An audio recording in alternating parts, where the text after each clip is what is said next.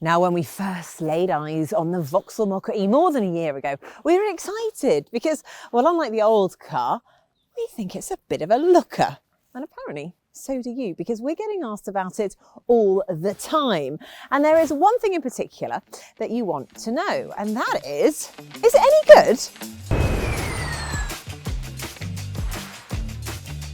Well, that is kind of why I'm here, because we've actually had this very car at Electrifying HQ for 6 months now.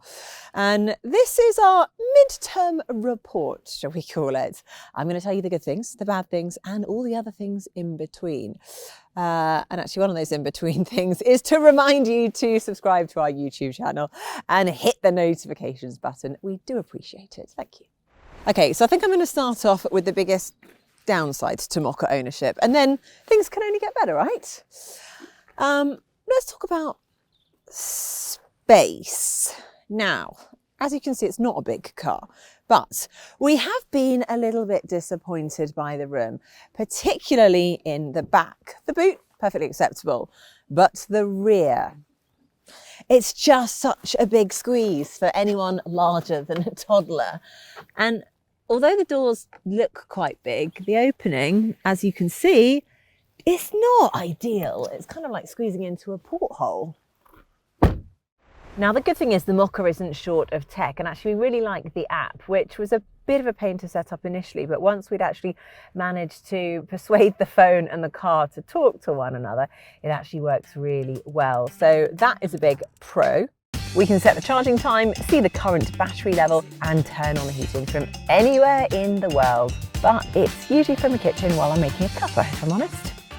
It also has Apple CarPlay or Android Auto, if you're that way inclined. But this is probably our biggest gripe about the Mokka.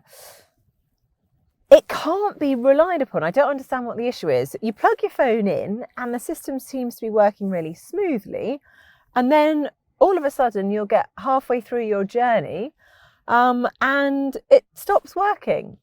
It can just suddenly crash, and that can be several times in a journey. It can throw you out of calls. It might stop navigating when you're trying to get somewhere. It's just really unreliable, which is very frustrating and not something you would expect. So actually we've had to revert to the old-fashioned way of using Bluetooth and the built-in nav, which is just a bit dated. And then there's the safety kit. Now, we are all for tech which prevent accidents, obviously, but the Mokka-E's crash preventing gadgets seem to be more of a hindrance than a help. Exhibit A is the lane departure system. Now, it can't seem to tell the difference between a white line and, well, any other sort of line really. On country lanes or motorways, it will try and steer you randomly to follow tyre tracks, expansion gaps, and spilled paint. Rather frustrating. You have to get into the habit of indicating for the smallest manoeuvres, even if there's no one else around, so it's temporarily disabled. Now, because of the rules around these things, you can only turn it off by pressing this button down here twice, and it resets back to the on position when you turn the car off and on again. Now, talking of buttons, this is one aspect of the Mokka that we do actually really love. Now, call us old-fashioned, but I love the fact that it has the proper switches up here, particularly for heated seats down here. Yes, you do get heated seats. And joy of joys, you get a heated steering wheel. That's always a win in my eyes. Now, the Mokka also has a feature which is usually reserved for expensive German cars. And that is these active headlights. Not only do they have an automatic high beam, but they also sense when you're following or driving towards another car. And when the system actually works out that that's what you're doing, it puts the other car in shade so that you don't dazzle them. It is actually really smart, it's really clever, and it works pretty well too, although we have had the occasional flash from other motorists on bumpy roads, but hopefully we've been forgiven for that. Vauxhall markets this car as having a 50 kilowatt hour battery. Now, if you're new to electric cars, one of the more confusing aspects of working out what you're actually buying is that there are two figures that car makers quote. One is the overall battery size, and the other is the usable size. Now, it's the usable size that's the important figure, because that's the amount of energy you can actually store to drive the car. Now, the Mokka-E has a usable capacity of around 45 kilowatt hours and an official WLTP range of 209 miles. Now, I'm going to make a small confession to you. I feel like we know each other rather well by now. We have driven this mostly on normal or sport mode, which are obviously the two most power hungry settings. Now, according to the trip computer, since we've had the car, we are averaging just under 3 miles per kilowatt, which gives us an average range of 140 miles. It's okay. Obviously, it could do better.